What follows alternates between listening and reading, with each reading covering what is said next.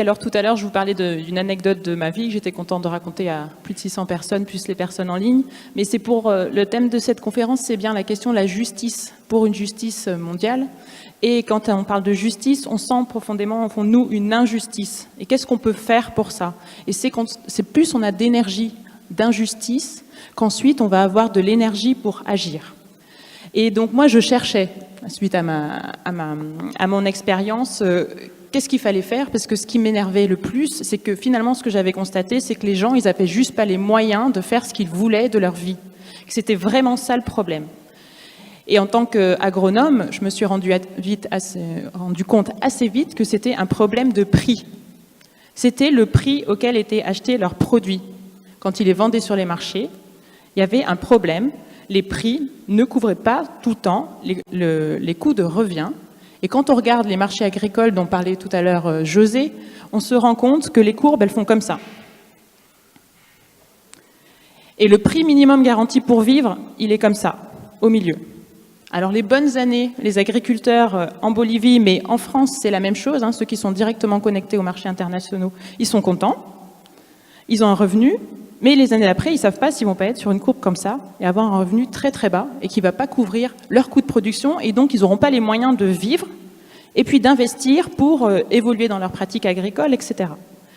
Et donc, je me suis intéressée au mouvement du commerce équitable. Ça fait 10 ans que je milite dans le commerce équitable et je me suis intéressée de plus en plus à Max Havelaar France, une association, donc c'est une ONG, dont j'ai pris la présidence l'année dernière.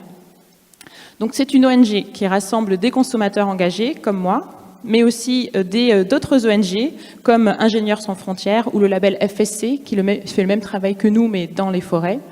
Il y a aussi des entreprises engagées, donc pour ne pas les citer, Malongo, Ethicable, Altereco, Biocop, sont des entreprises qui sont très engagées avec nous.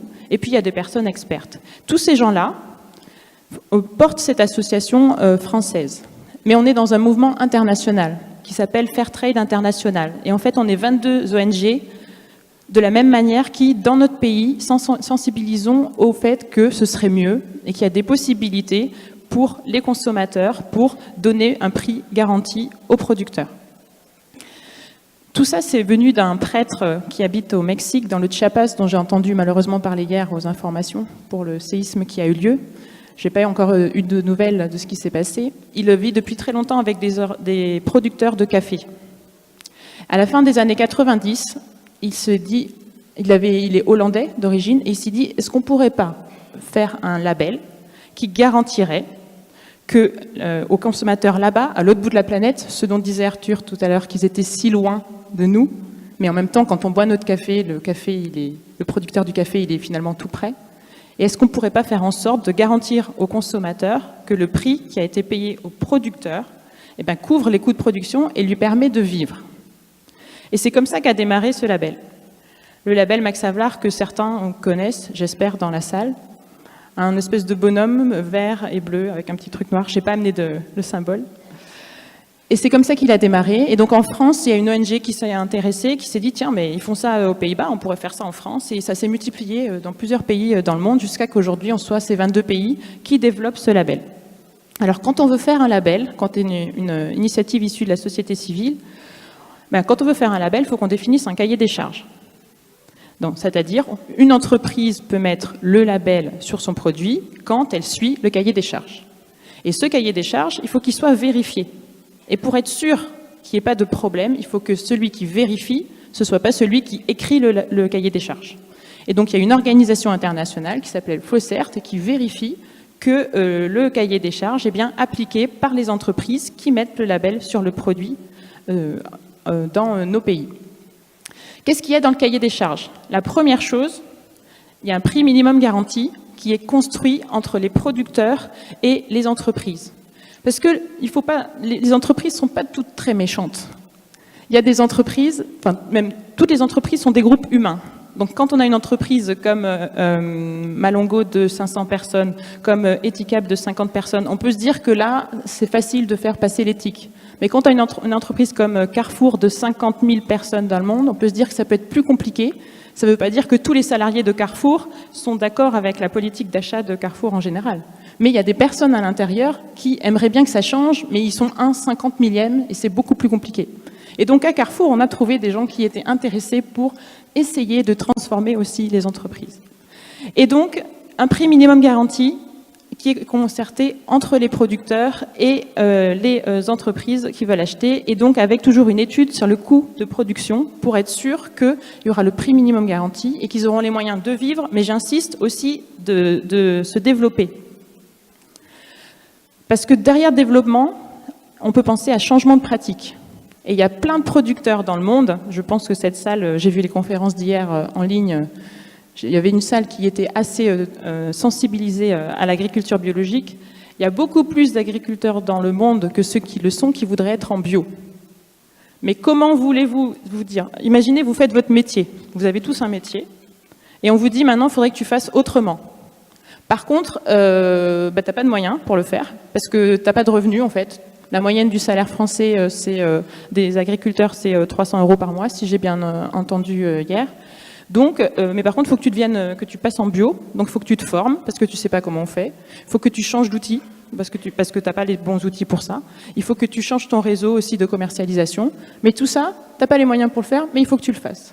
Mais avec un prix minimum garanti, c'est aussi le minimum que doivent avoir les agriculteurs pour pouvoir aussi changer de pratique et répondre à cette fameuse attente sociétale qui est de plus en plus grandissante de vouloir consommer des produits bio. Prix minimum garanti, deuxième gros point très important, c'est soutenir l'organisation des producteurs. Ensemble, on va plus loin, tout seul, on va plus vite. Vous connaissez? Alors, il paraît que c'est Gandhi qui a dit ça, je sais, certains d'entre vous le citent. Gandhi a dit beaucoup de choses. Voilà, on va dire qu'il a aussi dit ça. Et notamment, quand on est il y a beaucoup d'agriculteurs, c'est des toutes petites entreprises, les agriculteurs, c'est des toutes petites, c'est des exploitations agricoles.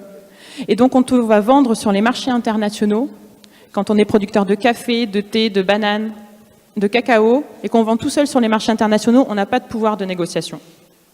Par contre, si on est réunis dans une organisation avec d'autres producteurs, on va avoir beaucoup plus de pouvoir de négociation parce qu'on représente un volume plus important. Et donc, on va pouvoir négocier un prix plus important. Et donc, on va pouvoir aussi mettre en œuvre des projets plus importants. Les organisations de producteurs, c'est fondamental dans le cahier des charges du mouvement Fairtrade International. Et donc, accompagner les producteurs à s'organiser pour pouvoir être plus forts sur les marchés et plus forts en tant qu'outil de développement local. Quand je parle de développement local, je parle de quoi? On est ici en France dans un système qui est quand même, on est assez bien doté, on est entre le 5e et 6e pays le plus riche au monde. Donc on est quand même pas trop mal, quoi qu'on se plaigne. Il y a des pays où il n'y a pas d'école, où l'hôpital il est tellement loin. Enfin, moi quand j'étais en Bolivie, j'ai vu un homme mourir parce qu'il avait la grippe. Il avait 50 ans, il a eu la grippe, il est mort. Il n'y avait pas de médicaments, il fallait marcher 4 heures, il ne pouvait pas marcher 4 heures, il était trop fatigué.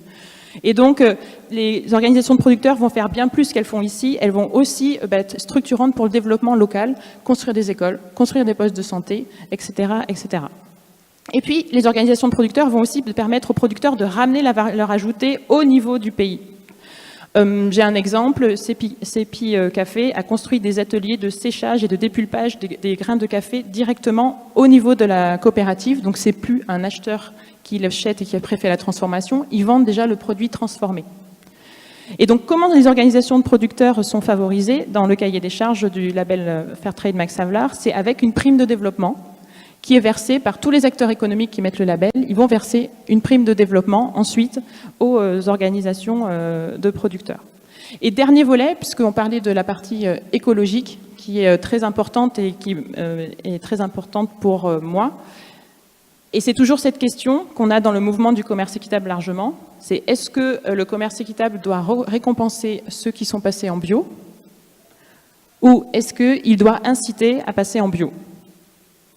Nous, dans le mouvement Fairtrade International, on est sur le deuxième volet, c'est inciter à passer en bio. Et donc, il y a une prime au bio qui est payée en plus pour ceux qui sont passés en bio. Et je discutais encore dernièrement avec le représentant des producteurs ivoiriens de cacao équitable. Émilie. C'est une dernière anecdote qui disait nous, on est super contents des conditions du commerce équitable parce qu'on peut vraiment avoir des actions de développement plus larges. Par contre, le problème des Français, c'est qu'ils veulent tout le temps du bio, quoi.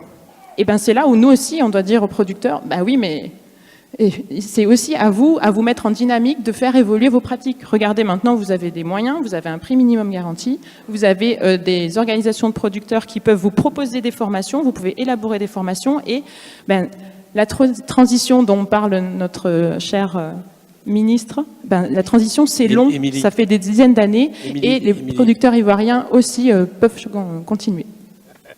Merci beaucoup.